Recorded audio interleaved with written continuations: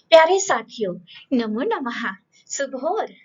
नई सुबहोर के साथ एक नया पाठ कक्षा 10 स्पर्श भाग 2 का आत्मत्राण।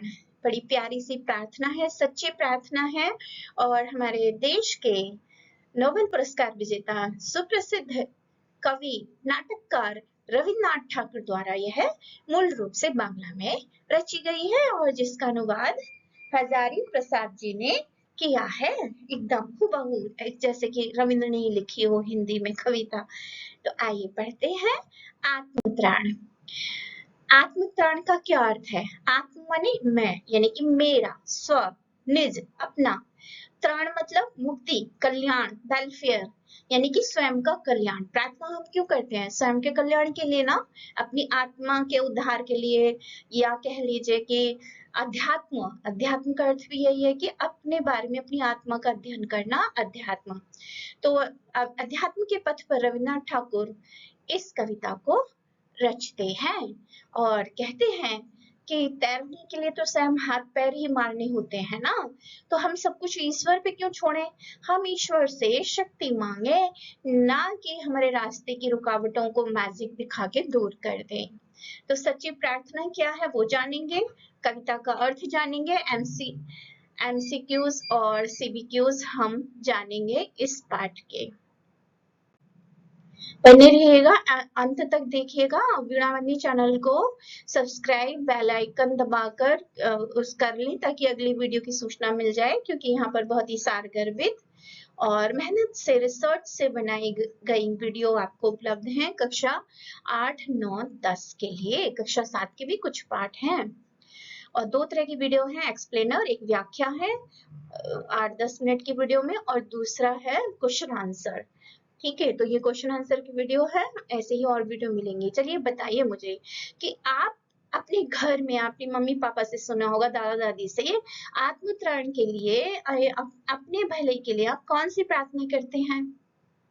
आपका जवाब हो सकता है दया कर, दान भक्ति का, या फिर इतनी शक्ति हमें देना दाता। और भी कई प्रार्थनाएं हैं आपकी हो सकती हैं, जैसे कुछ लोग, मैं जो करती हूँ, गुरुम प्रशांतम भवेत् नाशम, संस्कृत का ये गुरु अष्टक बोलती हूँ। और कौन सा गीत आपको प्रार्थना का याद है? बिल्कुल अपनी अध्यापिका को सुनाइएगा। तो अब चलिए, अगला प्रश्न है मेरा आपसे, राष्ट्रगान किसने लिखा है और कब लिखा गया? बिल्कुल, राष्ट्रगान हमारे नोबेल पुरस्कार विजेता रविन्द्रनाथ टैगोर और ठाकुर जी, इन्हीं का नाम ठाकुर है और इन्हीं का टैगोर है।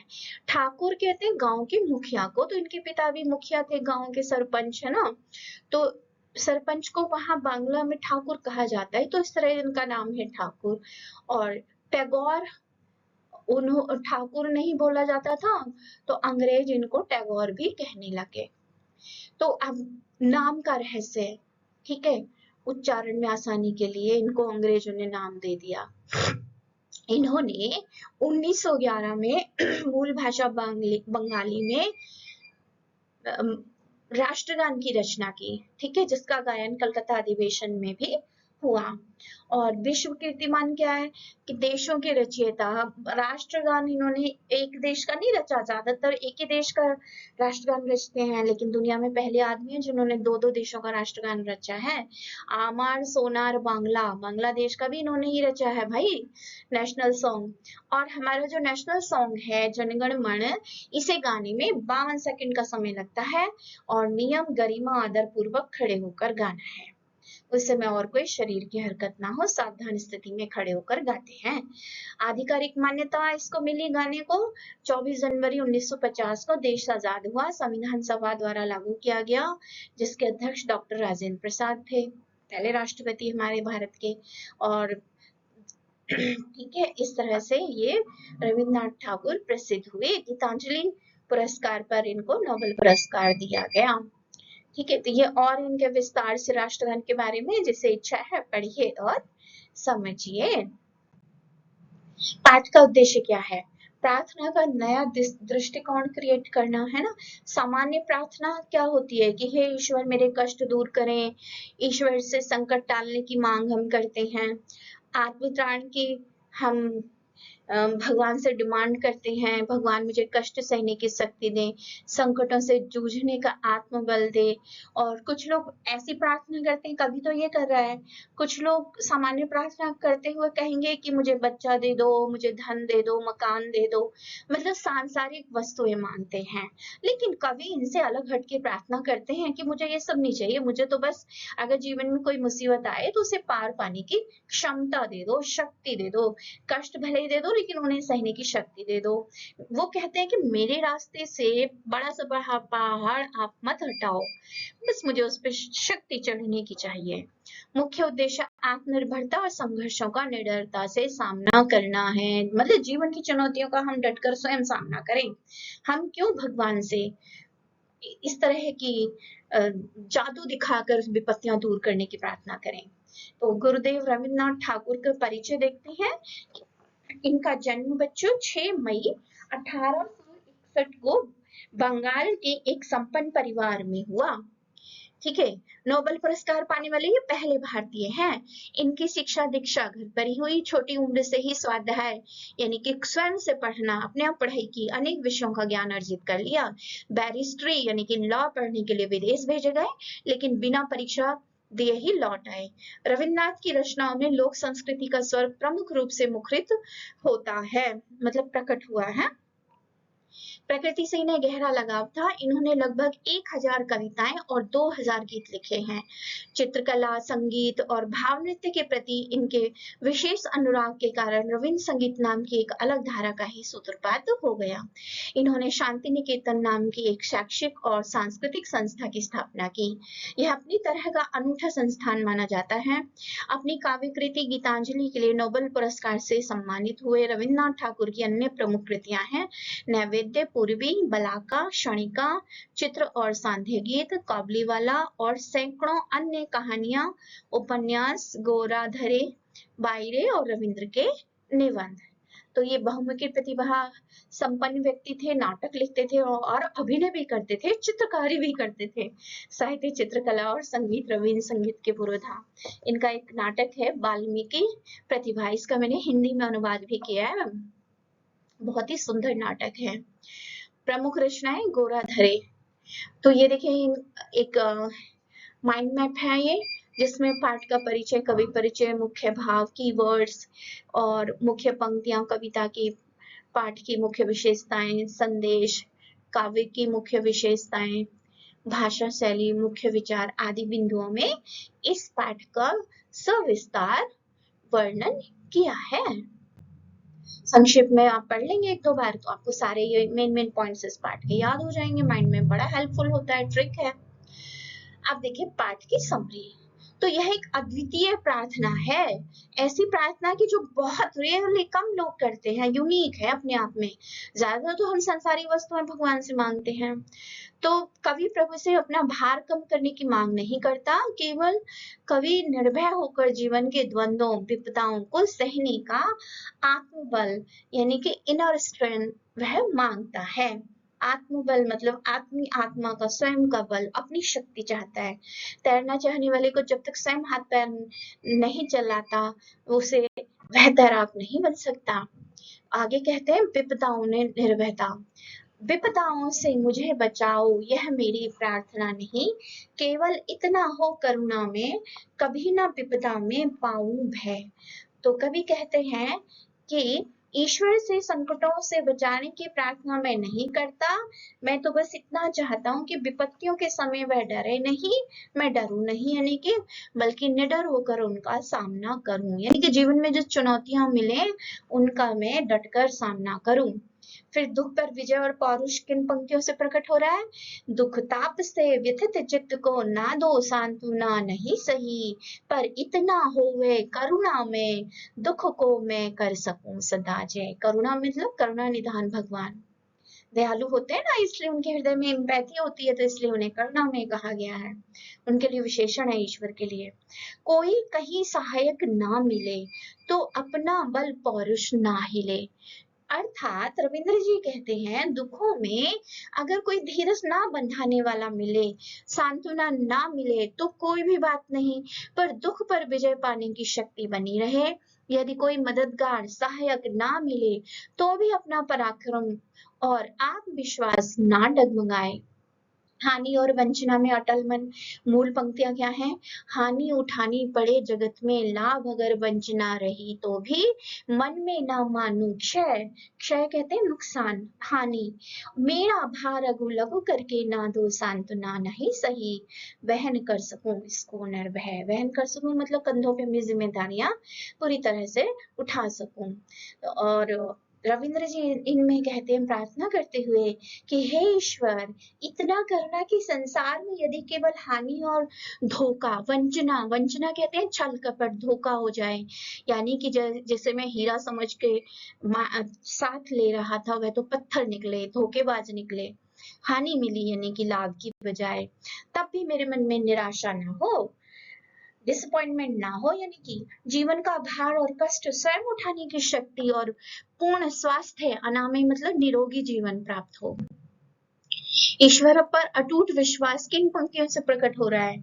तो वे पंक्तियां हैं बच्चों, नतशिर होकर सुख के दिन में, तब मुख पहचानू छिन छिन में, दुख रात्रि में करे वंचना मेरी, जिस दिन निखिल मही उस दिन ऐसा हो करुणा में, तुम पर करूं नहीं कुछ संशय।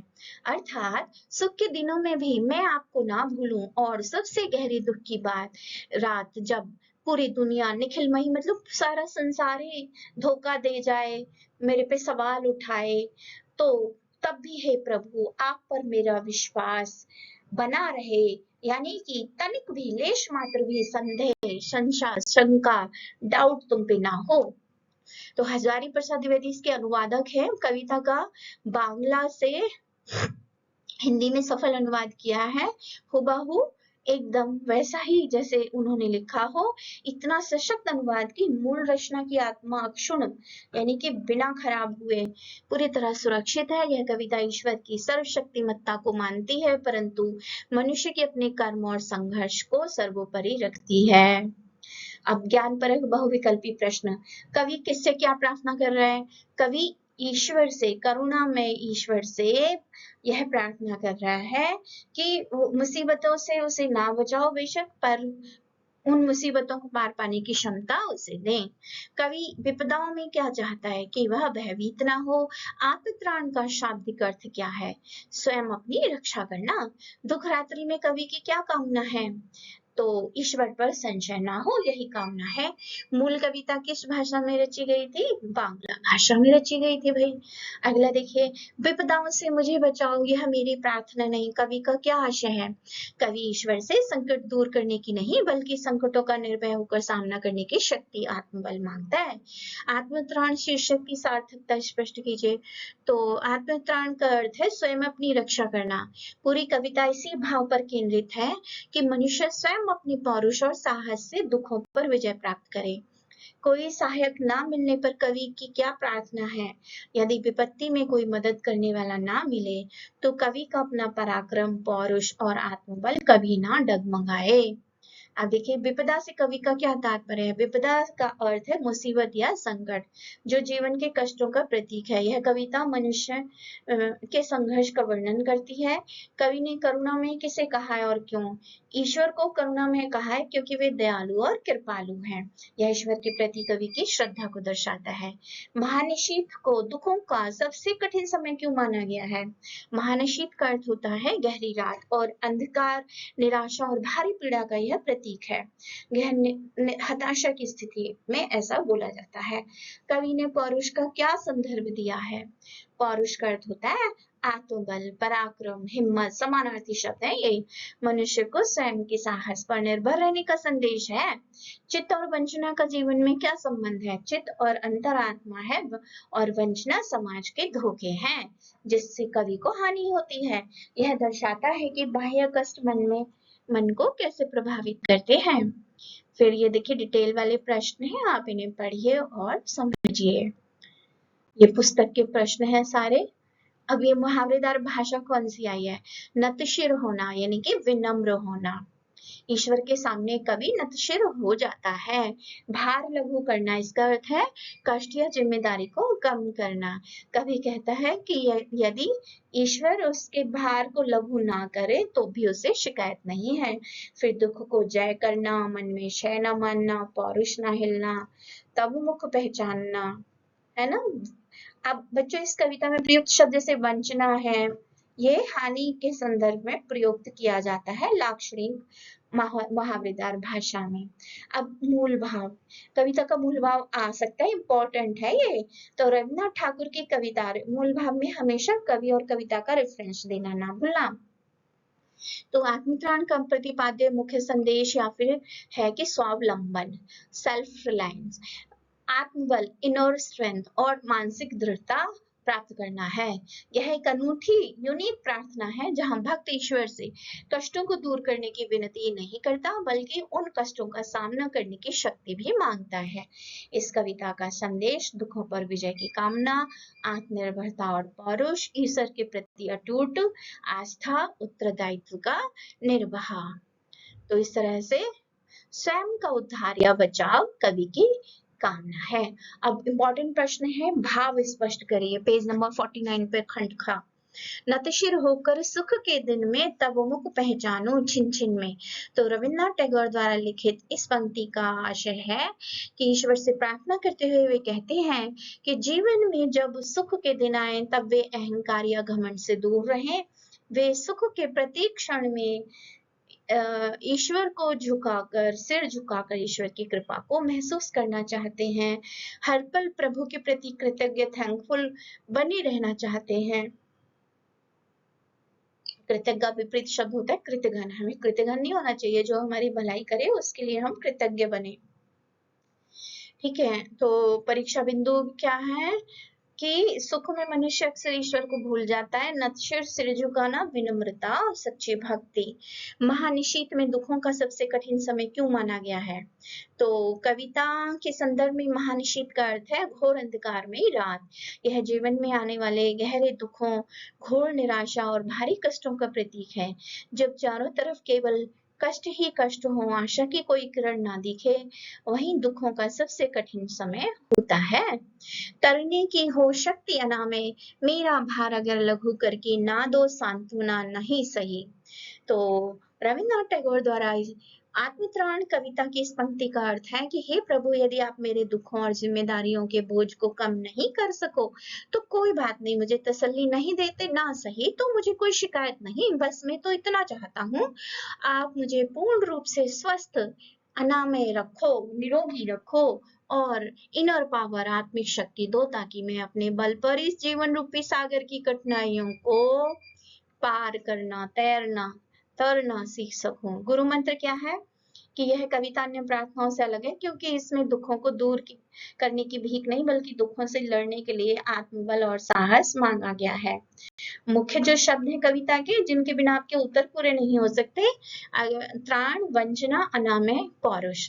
अगर आप इस कविता के मुख्य विचार कीवर्ड सीख लेते हैं, मूल भाव सीख लेते हैं, 90% आपका पाठ तैयार हो जाता है। ये देखिए मुख्य मुख्य शब्द हैं, जैसे अनामय, रो रहे, इनको पढ़िए, सीखिए। हमने क्या क्या सीखा इस पाठ का, ये निचोड़ है स्लाइड। व्यक्तित्व और उपलब्धियां रविन्द्रनाथ ठाकुर की, है ना। जीवन और आत्मत्राण का संदेश है कि प्रथम भारतीय नोबेल विजेता, बहुमुखी रचनाकार, रविंद्र संगीत के जन्मदाता, संगीत शक्ति की प्रार्थना, मुक्ति की नहीं, पौरुष और निर्भरता मांगता है ईश्वर से, अडिग विश्वास प्रभु से मांगते हैं। तो पाठ का हमारा संदेश क्या है कि ईश्वर उसी की सहायता करते हैं जो स्वयं अपनी सहायता करता है। सच्ची प्रार्थना कठिनाइयों से दूर भागने में नहीं बल्कि उन पर विजय प्राप्त करने का साहस और आत्मविश्वास मांगने में है। तो अपनी शक्ति को पहचाने। इस तरह से हमारा ये पाठ समाप्त होता है। ट्रिक एंड टिप्स के साथ मैंने सारा समझाया आपको। एक्सप्लेनर के लिए आप दूसरी वीडियो चेक करें वीणामती चैनल पर और please subscribe Veenamati channel, like, share and comment. शुभ दिवस।